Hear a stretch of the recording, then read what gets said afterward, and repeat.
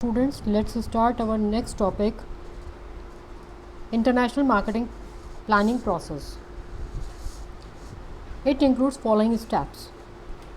First is preliminary analysis and screening. In this, first of all, marketers score, weight and rank nations based upon macroeconomic factors such as currency stability, exchange rates, level of domestic consumption. They should also calculate the nature of the market entry cost and the political stability. This includes, first of all, company character. It is important to identify the company's character. These criteria are ascertained by an analysis of company's objectives, resources, and other corporate capabilities and limitations. A company's commitment to international business and its objectives for going international are important in establishing evaluation criteria. Second is home country constraints. In this, marketers have to identify what are the home country constraints. It can be like political and legal forces, economic climate, competitive structure. These home country constraints can have a direct effect on the success of international business. Next, in case of screening and analysis, marketers have to identify the host country constraints. To identify the host country constraints are more important than home country constraints. This can be included as political or legal forces, cultural forces, geography and infrastructure, the structure of distribution, level of technology, competitive forces and economic forces. Second step is developing the marketing plan. It includes following steps. First is situation analysis. The marketing plan begins with situation analysis. It is the foundation of the strategic planning process for integrated international marketing plan. It includes an examination of both the internal factors, which includes the identification of strengths and weaknesses, and external factors, which include identification of opportunities and threats. Second is objectives and goals. So while developing the marketing plan, marketers have to identify what are their objectives and goals. Marketing plan need to select their objectives like what is to be done, by whom to be done, how it is to be done, and when to be done.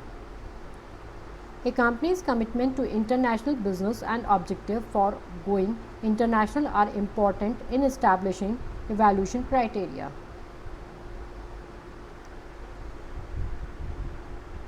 Goal setting involves establishing specific, measurable, and time targeted objectives. Next is strategy and tactics. The marketers need to determine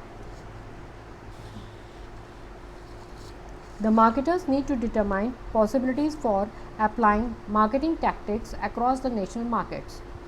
They search for similar segments across the countries that can often lead to opportunities for economies of in marketing programs.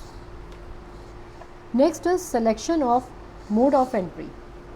Selecting the mode of entry, products just don't emerge in foreign markets overnight. A firm has to build up a market over time. Several strategies which differ in aggressive risk and amount of control that firm is able to maintain.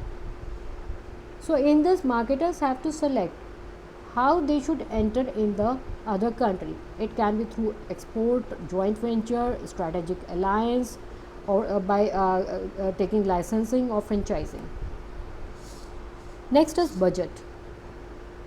The budget spells out the objectives and necessary expenditures to achieve these objectives. Budget and sales, it includes budget and sales and profit expectations. Next is action programs.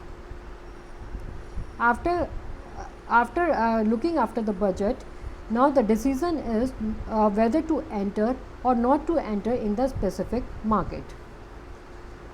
Performance is evaluated by measuring actual against planned performance. The problem is setting a performance standard. Finally, when marketers can see the plan would be success, then they apply the plan for the international business. Next step is implementation and control.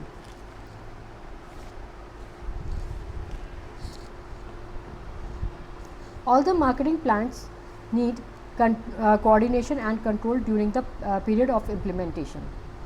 Many businesses don't control marketing plans as thoroughly as they could, even though continuous monitoring and control could increase their success. So first of all, it includes objectives.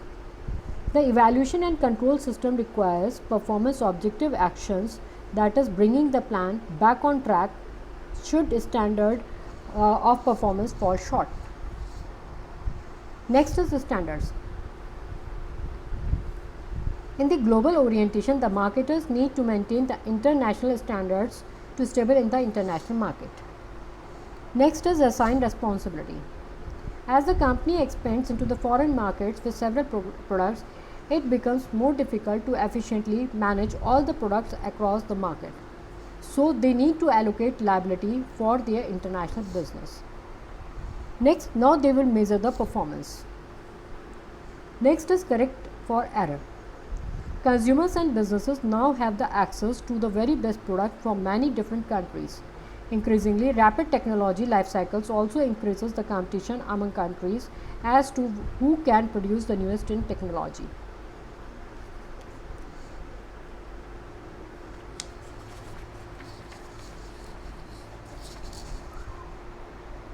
Next is adapting the marketing mix to target market.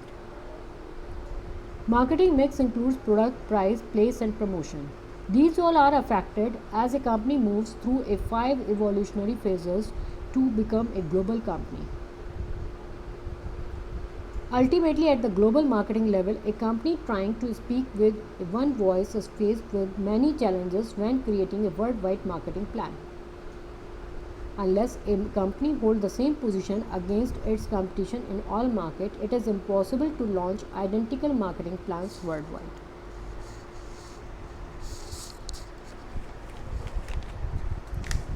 So this is the process of international marketing planning. Thank you.